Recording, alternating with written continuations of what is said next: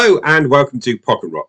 In today's video is part 7 of my series of ranking each track on the Paul McCartney albums. I have reached Wings at the Speed of Sound, having covered McCartney all the way through to Venus and Mars. This album was released in 1976 and was kind of rush recorded in the middle of their world tour. They just finished the world part. They were going on to Wings Over America. They needed some product. We got Wings at the Speed of Sound. I have an up and down relationship with this album. I remember borrowing it from my music library in the late 80s. There are moments on here that I absolutely love and moments on here that I actually skip. But before I dive in, I'll just remind you to like, subscribe and hit the bell for notifications. Let's go in and rank the 11 tracks of Wings at the Speed of Sound. And at number 11, it could only be Cook of the House. One of the very worst tracks that Wings have ever put out. And if we actually consider songs, things that have got proper lyrics, it is the worst thing that Wings put out. It's not Linda's vocal, although she's by no means a lead vocalist. It's the overall feel and tweeness of the song that I can't stand it. The live version that they play in 1979 on the Wings UK tour is better, but it doesn't and can't mask just what a horrible song it really is. Cook of the House could only be my number 11. At number 10, I have placed The Note You Never Wrote, the second track on the record. For me, this is just musical wallpaper. It's the equivalent of something that's just there. It's not bad. It's not good. It just is. Denny's vocals are not his best on the record by any stretch. Would it have been better if Paul had sung it? Maybe. Number 10, The Note You Never Wrote. At number 9, I have placed Wino Junko. Now, this is a co-write between Jimmy McCulloch and Colin Allen. And as much as I adored Medicine Jar, Wino Junko tells me that lightning doesn't strike twice. It's not bad. I find it perfectly enjoyable. I would never skip it, unlike Cook of the House. But the harder edges that Medicine Jar brings to Venus and Mars are not what Wino Junko brings to Wings at the Speed of Sound. I would have loved to have seen more of what Jimmy might have done in later Wings albums. He was trusted enough to share songs and have them on both of the Wings albums that he is entirely present on. But Wino Junko is his lesser song for me, and it's why I placed it at number 9. At number 8, I have placed San Ferrian. This is on side 2 of the album. It's Buried Away. It's very much an album track.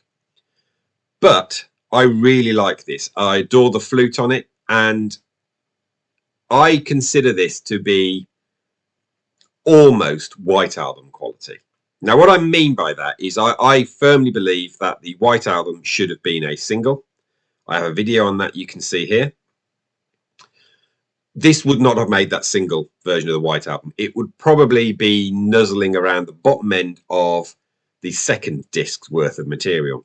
It's still better than Revolution 9, mind. I think John would have actually quite enjoyed that little lyrical joke of San Ferrian and the French phrase San Ferrian. That is basically the conceit of the whole song. And I think the Beatles would have taken this and maybe made it better. San Ferrian, my number 8. At number 7, I have placed one of the 2 big hit singles, and it is Let 'Em In. Let 'Em In is incredibly simple. The bass line is an oscillating octave root note. The lyrics are so slight as to be inconsequential, and yet in the chorus there is nods to family members, to the Everly Brothers, and crucially a conciliatory nod to brother John Lennon.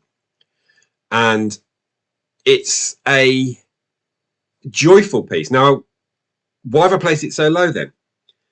2 reasons. One, it's never really been my favourite Wings single, possibly because the first time I remember hearing it was on All the Best, and I was probably quite exhausted when I was listening to it, because I remember starting to doze off when I was listening to it, and then suddenly the jarring last couple of notes after the fade suddenly come back, and it jolted me out of a reverie. And actually, sleepy reverie is how I feel about this song. The other thing that perhaps tumbles it down the list a little bit more is that blooming awful, ubiquitous People postcode lottery advert, which it's used in the background material. Number 7, Let 'Em In. At number 6, I have placed Beware My Love. Now, this is the most rocking song on the album. I haven't always liked it, as I often haven't with Paul's rockers. The production makes it sound like it was recorded in a barn, which for all I know it may well have been. It's a bit too long. The live version on Wings Over America is the best way to sample this song. But I like what Paul does with the first version of the song, where the whole don't know found out lines. But in the later half of the song, he revisits that and actually strips it right down to the don't know, found out, tell you to beware my love. I think that's an absolute stroke of genius. For many, Beware My Love is the highlight of the album. Clearly, I played it number 6. It's good. I enjoy it. It is not top tier of the album for me. Number 6, Beware My Love. And number 5 is what I think is possibly the most fun on the album, and it's She's My Baby. Daft, silly song, so much fun though, and nonsense about mopping up gravy. I've always liked the song. It's got an earworm quality that just burrows into my brain and pops out every now and then. Oh, it's She's My Baby. It was the first non-hit song on this record that actually really stood out for me. She's My Baby, number 5. And number 4, I have placed Must Do Something About It. And this is sung by Joe English. It's a lovely warm track. The production in this case is actually really spot on. And Joe's vocal he sings the heart out of it, and it's a really nice song. I would like to hear a Paul version of it, but I don't think we'll ever get that now. Must Do Something About It at number 4. And number 3 is Denny's other contribution to the album, and he wrote it, It's Time to Hide. This is a cracking song. Again, done brilliantly well on Wings Over America. This is so much better than The Note You Never Wrote. Paul does the bass thing on this track that he used to do with the Beatles, where his inventiveness, when he's concentrating on his bass, really allows someone else's song to shine. Denny had a significant contribution in Wings to make, and perhaps wasn't given enough rein to do so. It's not quite Denny's best contribution to Wings. That will come in the future, but it's a solid, strong song for me on Speed of Sound.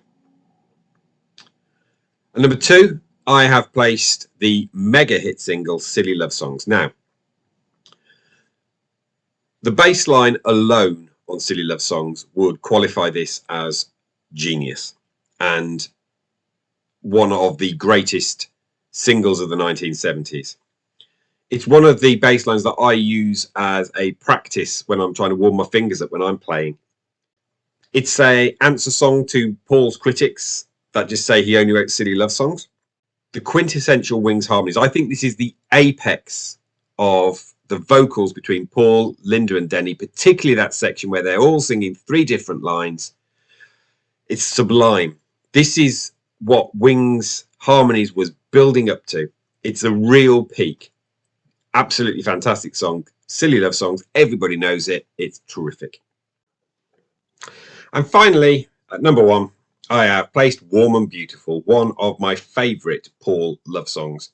Paul reworked this as part of the Garland for Linda and then subsequently the Working Classical album. And knowing that elevates the song a little bit more, that it's meant so much to him. It was clearly about Linda and proven to be so when it was used in her memorial.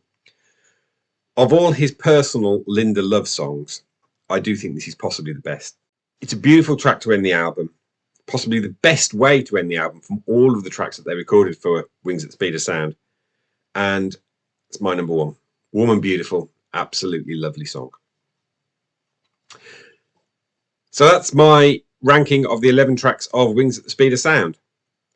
It is very much less than some of its parts. For me, it's like a Tesco ham sandwich. It does the job, but there's a little bit too much bread and you want a little bit more mustard or flavour. That's kind of not there. This wasn't the video I was intending doing today. Yesterday I celebrated our 16th wedding anniversary, my wife and I was going to do songs that celebrate marriage and how long marriage can last. And then I discovered there are very few of them.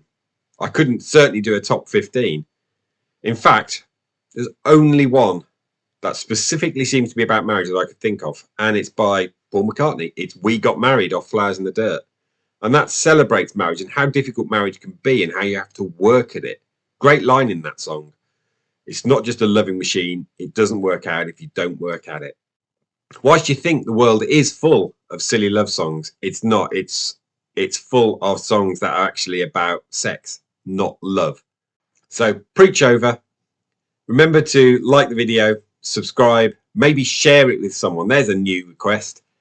And hit the bell for notifications. And until the next video in a week's time, thanks for watching.